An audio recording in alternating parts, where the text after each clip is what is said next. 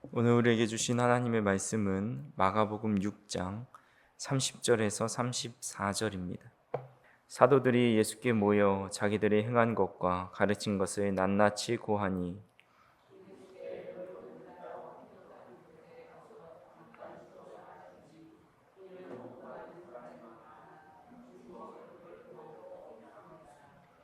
이에 배를 타고 따로 한적한 곳에 갈새 그들이 가는 것을 보고 많은 사람이 그들인 줄 안지라.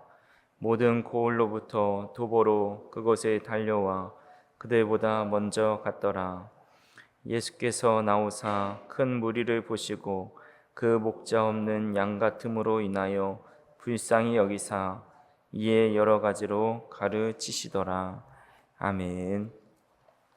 오늘도 선포되는 말씀을 통해서 성령님께서 깨닫게 하시고 또 변화시키시는 은혜가 함께 하시기를 간절히 소망합니다.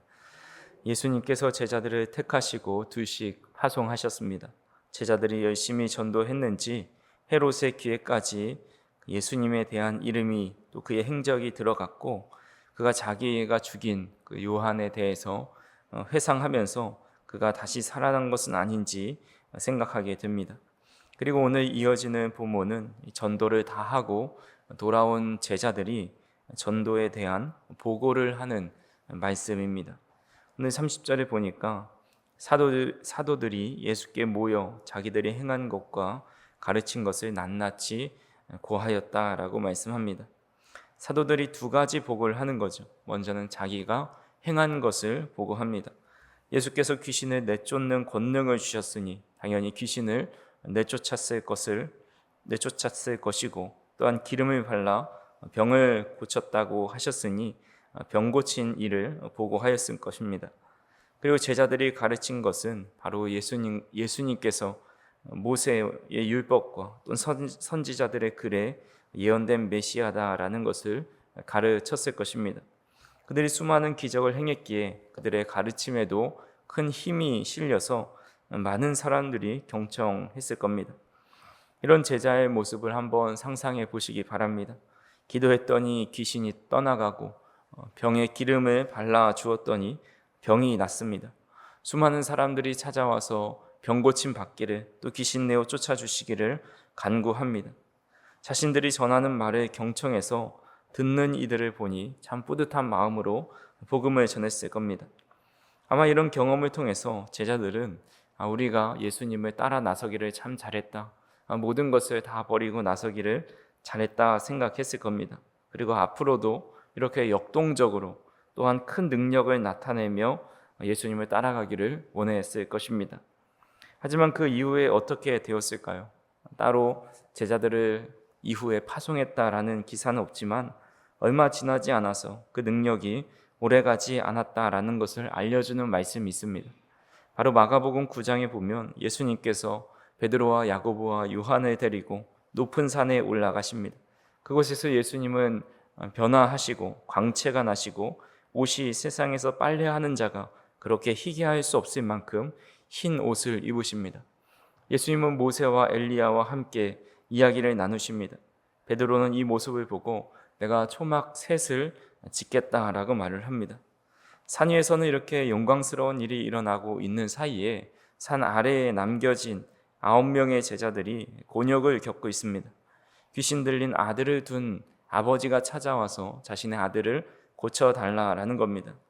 전에 귀신을 쫓아내고 또 기름을 발라서 병 고쳤던 기적을 경험했기 때문에 이 아이 한 명쯤이야 충분히 고칠 수 있을 것이다 라는 생각을 하면서 열심히 기도했을 것입니다. 그리고 기름도 발라 부었을 것입니다. 하지만 제자들은 고칠 수 없었고 예수님이 내려오셔야 결국 그 아이는 고침을 받고 상황은 종료됩니다. 제자들이 예수님께 물어보죠. 우리가 어찌하여 귀신을 내쫓지 못하였습니까? 과거 우리가 얼마나 큰 능력을 행했는데 왜 지금은 하지 못하는 겁니까? 그러자 예수님이 마가복음 9장 29절에 말씀하시기를 이르시되 기도 외에 다른 것으로는 이런 종류가 나갈 수 없느니라 하시니라 라고 말씀하십니다. 제자들을 향해서 기도하지 않았기 때문이다 라고 말씀합니다. 그래서 다시 본문으로 돌아오면 제자들은 지금 흥분해 있습니다. 충분히 흥분할 만하죠. 우리도 제자들의 입장이었다면 기도하는 즉시로 귀신들이 쫓아 떠나가고 또 병든 자가 낫는다고 할 때에 얼마나 흥분하지 않을 수 없겠습니까? 하지만 예수님은 이 제자들이 흥분하며 자신들이 행한 일을 자랑하듯이 이야기했을 때 칭찬 한마디 하지 않으셨습니다. 우리 예수님의 성품이라면 그런 제자들을 칭찬하시고 또 격려하실 것 같은데 이런 말씀을 하십니다. 6장 오늘 본문 31절에 보시면 이르시되 너희는 따로 한적한 곳에 가서 잠깐 쉬어라 하시니 이는 오고 가는 사람이 많아 음식 먹을 겨를도 없음이라 라고 말씀합니다. 너희는 따로 한적한 곳에 잠깐 쉬어라. 이 본문에 쉬어라 라는 말씀은 기본적으로 휴식을 취하다, 고통에서부터 수고로부터 해방된다라는 의미가 있습니다. 하지만 때로는 영적인 위로까지도 포함하고 있는 단어입니다. 우리가 잘 알고 있듯이 마태복음 11장 28절에 수고하고 무거운 짐진 자들아 다 내게로 오라 내가 너희를 쉬게 하리라 말씀합니다. 예수님께서 모든 무거운 짐을 가지고 나오는 모든 자에게 내가 너희를 쉬게 한다 말씀하십니다. 그래서 본문과 같은 의미로 쉬다라는 의미가 사용됩니다. 마태복음 11장에서 말씀하신 쉬게 한다라는 것은 단순히 육신의 피로를 풀게 하신다라는 말씀이 아니죠. 우리가 주님께 모든 짐을 가지고 나아가고 또 모든 것을 아뢰고 주님 앞에 맡겨드릴 때에 마음의 평안을 얻는다라는 의미입니다. 즉 기도를 통해서 모든 것을 내어놓고 모든 짐을 주님 앞에 맡길 때에 그 주님께서 평안을 주신다라는 말씀입니다. 또한 예수님께서 한적한 곳에 가실 때라고 한적한 곳에 가서 쉬어라라고 말씀하셨는데 주님께서는 한적한 곳에 가셨을 때 자주 하셨던 것이 바로 기도하는 겁니다. 그러니까 한적한 곳은 곧 주님께는 기도하는 장소를 의미합니다. 그래서 마가복음 1장 35절에 보시면 새벽 아직도 밝기 전에 예수께서 일어나 나가 한적한 곳으로 가사 거기서 기도하시더니라고 말씀하고 있고 또 누가복음 5장 16절에서도 예수는 물러가사 한적한 곳에서 기도하시더라라고 말씀합니다.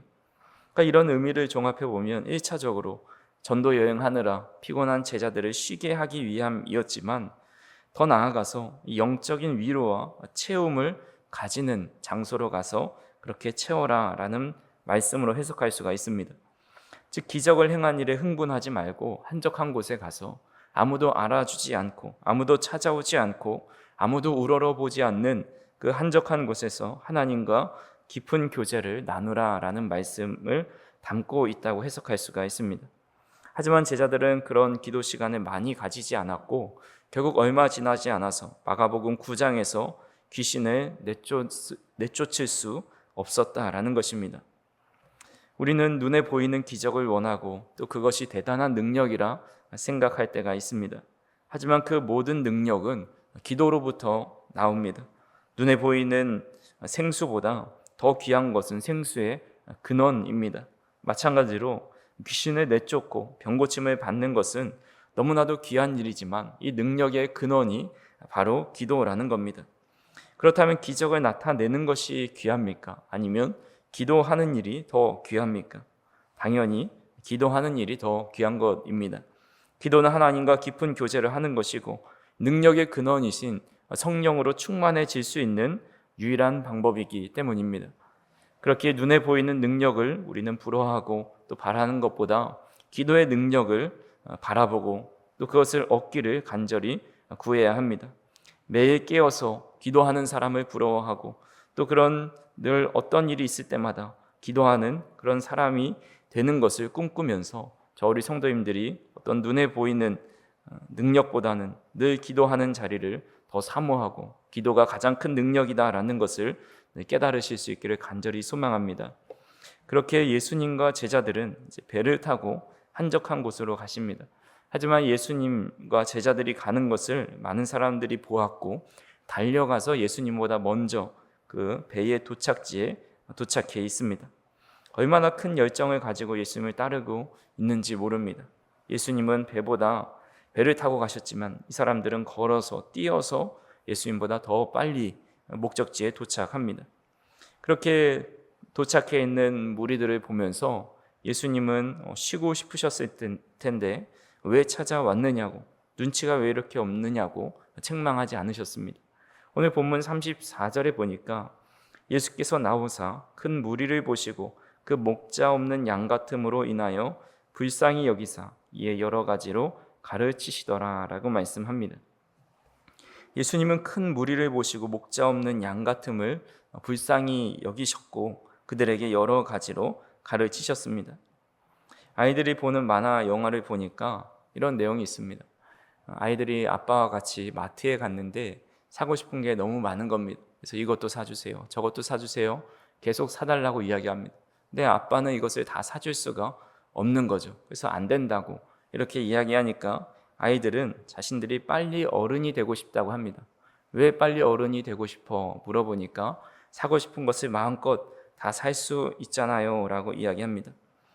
또 어른이 이제 마트를 돌아다니는데 마트가 넓고 신기한 것이 많다 보니까 여기저기 왔다 갔다 뛰어다닙니다. 하지만 아빠는 마트에서 뛰면 위험하다고 이야기합니다. 아이들은 또 말하죠. 빨리 어른이 돼서 여기저기 가고 싶고 구경하고 싶은데 제재하는 그런 모습에 또 불만을 표합니다. 반대로 아빠는 아이가 되고 싶다고 아이들에게 이야기합니다. 아이가 되면 놀고 싶을 때 놀 수 있고 자고 싶을 때 자고 또 울기만 하면 이것저것 다 해주는 부모님이 있기 때문입니다. 하지만 현실에서 아빠는 아이들이 장난치고 전시된 물건을 또 무너뜨린 것을 수습하러 다닙니다. 아이들이 아빠의 그런 모습을 보면서 어른이 되는 것은 힘든 일이군요 라는 것을 깨닫게 되었다라는 그런 아주 교훈이 깊은 만화 영화입니다. 성도님들은 어떻게 생각하십니까? 지금이 좋으십니까? 어린아이 때가 좋으십니까? 그때로 돌아갈 수 없기에 진지하게 아마 고민을 해보진 않으셨겠지만 아마 지금까지 살아오시면서 정말 어렸을 때가 좋았는데 그때로 돌아갈 수 있으면 얼마나 좋을까? 그때는 먹을 것도 걱정이 없었고 돈 벌 걱정 안 해도 됐고 살아갈 걱정, 자녀 걱정, 가정 걱정하지 않아도 됐는데 또한 건강에 대한 걱정도 하지 않아도 됐는데 그저 신나게 놀고 주머니에 돈이 없어도 부모님께 찾아가서 먹을 것, 또 간식거리, 놀러 갈 것, 또 갖고 싶은 것을 다 말할 수 있었는데 이런 생각을 해본 적이 있으셨을 겁니다. 하지만 현실은 우리가 가정을 돌봐야 되고 또 자녀를 돌보고 경제적인 책임을 지며 살아가야 한다는 삶의 무게를 지고 살아갑니다. 그래서인지 점점 웃음을 잃어가고 낙없이 살아갈 때가 있는 것 같습니다. 우리는 점점 세월이 지나면서 가정과 자녀를 책임져야 하는 또 인생을 살아가야 하는 짐을 지고 그 길을 걸어갑니다. 전에도 한번 말씀드린 기억이 나는데 1998년에 한 농장에서 양 한 마리가 도주합니다. 그리고 2004년에 그 양을 다시 찾게 됩니다. 그때 양털의 무게만 27kg이 나왔다고 합니다. 그러니까 양털이 수북한 상태로 발견된 것이죠. 일반적으로 털이 많은 하얀 양은 야생 동물이 아니라 인간이 기르는 가축에 속합니다. 그 이유는 오래전부터 이 야생 양을 개량해서 만든 것이 우리가 알고 있는 그런 양입니다. 그 양을 통해서 양털을 얻고 또 고기를 얻기 위해서 그런 종류로 교배를 시키고 그렇게 발전되어 왔다는 겁니다. 그래서 인간이 기르는 가축을 통틀어서 개 다음으로 가장 오랫동안 가축화된 동물이 바로 양입니다. 그래서 목자 없는 양은 혼자 생존하기가 어렵지만 그렇게 살아간다 해도 이 무거운 양털의 무게를 지고 살아가야 합니다. 하지만 목자가 있는 양은 늘 털을 관리해주고 먹을 것, 입을 것, 그의 삶을 온전히 지켜줍니다.